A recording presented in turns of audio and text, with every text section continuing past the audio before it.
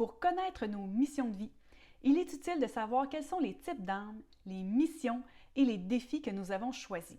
Ce sont tous des choix que nous faisons entre chaque incarnation sur le plan astral. Alors dans cette 7e vidéo de la série Invisible Accessible, je vous explique quelles sont les 3 principales choses que nous faisons quand nous retournons sur le plan astral. Alors, première chose que l'on fait, c'est que l'on est réunis avec notre famille d'âmes.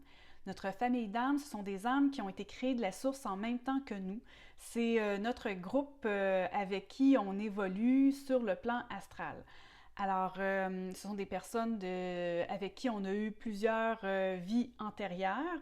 Et puis, ce sont des personnes avec qui on a plusieurs contrats d'âme. Donc, des personnes avec qui on a, sur le plan terrestre, on a des relations très, très fortes. Alors, on se réunit avec notre famille d'âmes. Et deuxième chose, on se réunit également avec nos guides d'âme et surtout avec nos guides d'âme principaux qui nous enseignent. Alors, on va faire un débrief de notre vie passée, la vie qui vient tout juste de se terminer, les bons coups, les mauvais coups, et tout ça sans jugement. Est-ce qu'on a atteint nos objectifs? Ensuite de ça, on va aussi, au fil du temps, aller étudier nos vies antérieures. Donc, pas juste la vie passée, mais toutes les autres vies antérieures pour voir où est-ce que l'on est dans tout notre cheminement et puis quelles sont les leçons qui nous restent à apprendre. Une fois que tout ça est bien débroussaillé et que l'on sait quelles leçons il nous reste à apprendre, on fait la troisième chose, qui est la chose la plus fascinante, c'est qu'on va aller planifier notre prochaine incarnation. Et là, ce que je vais vous expliquer, moi, je l'explique avec les explications des guides d'âme d'Ainslie MacLeod, qui sont les explications, en fait, la façon de catégoriser et la terminologie utilisée, c'est ce qui résonne le plus avec moi. Donc, si ce n'est pas tout à fait ce que vous avez entendu ou si vous résonnez plus avec ce que dit un autre expert, prenez ce qui vous intéresse et puis laissez le reste de côté. Donc, alors, ce qu'on décide quand on fait la planification, c'est qu'on va aller décider qu'est-ce que ça va être nos missions de vie pour la prochaine incarnation. Donc, les missions de vie, c'est ça qui va nous mener vers les grandes leçons que l'on veut apprendre. Par exemple, moi, dans cette incarnation-ci, j'ai une mission d'exploration, je suis curieuse par rapport aux autres cultures, je veux voyager, j'ai rencontré mon mari à l'étranger, mon mari est d'une autre culture, même de 2 cultures mélangées, moi j'ai la culture anglophone, francophone, j'ai une mission d'exploration, je suis curieuse, je veux beaucoup étudier des choses, j'ai une mission d'amour, de guérison, de contrôle, de changement. Donc, il y en a d'autres, bien sûr, mais ça vous donne un petit peu l'idée qu'on se donne plusieurs missions pour apprendre des leçons. Ensuite de ça, on va regarder quels types d'âmes vont mieux nous servir par rapport à ces missions de vie-là et par rapport aux leçons que l'on veut apprendre. Et puis, ce sont aussi les types d'âmes, ils vont nous aider à surmonter nos peurs. Par exemple, si j'y vais avec moi, je suis type d'âme principale spiritualiste, donc c'est tout mon côté, la connexion avec l'invisible, la résonance avec le monde spirituel.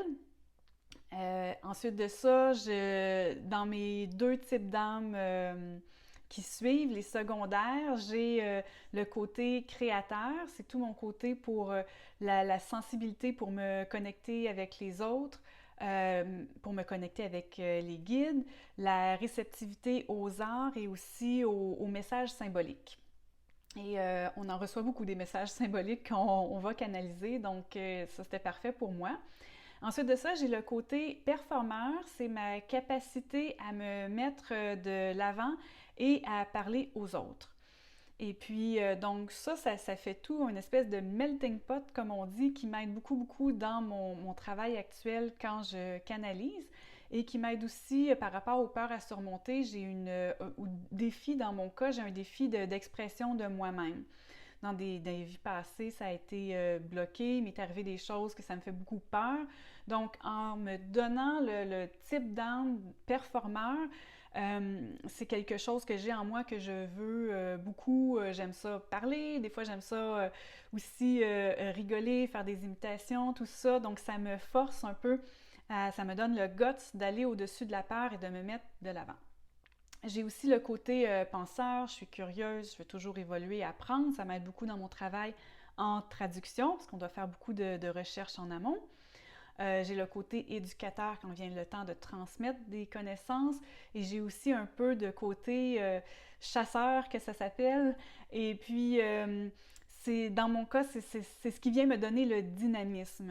Il y a beaucoup de vieilles âmes, là, à un moment donné, quand ça fait plus de centaines de fois que tu t'incarnes sur Terre, il y a une espèce de fatigue. Donc, pour pouvoir atteindre les objectifs, aller de l'avant, avoir plein de projets, il faut ce côté-là qui vient donner un petit boost.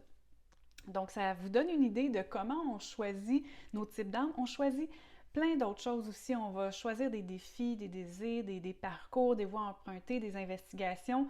Mais là, la vidéo, elle serait super longue.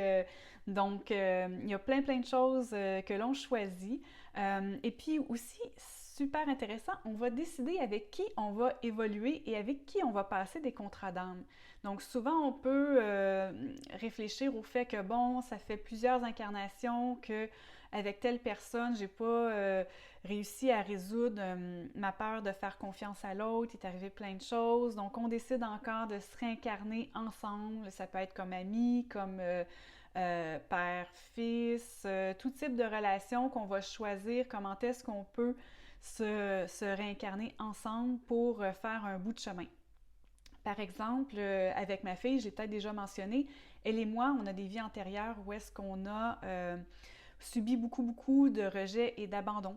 Et on a décidé de s'incarner ensemble dans cette vie.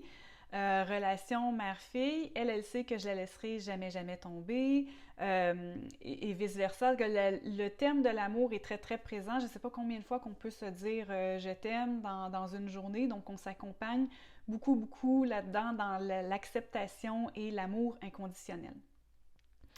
Donc là, je vous ai brossé un tableau très rapide pour faire une vidéo qui est quand même assez courte, mais c'est sûr qu'on pourrait élaborer en long et en large sur tout ce qu'on décide et puis toutes les peurs, tous les talents, les désirs qu'on choisit. Mais là, je vais m'arrêter ici.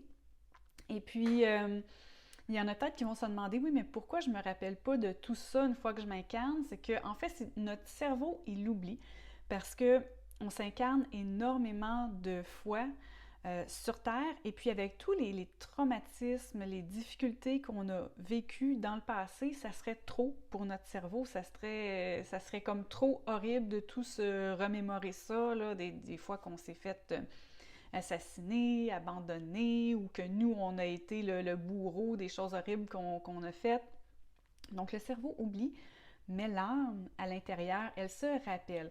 Et c'est comme ça qu'on est capable d'accéder à ces informations-là selon nos besoins. Donc c'est sûr que par curiosité, des fois, on aurait le goût d'aller voir tout, ce qui s'est passé, mais en général, ce que les guides vont nous donner, c'est exactement ce qu'on a besoin pour passer outre une peur, mieux comprendre des choses, mieux cheminer.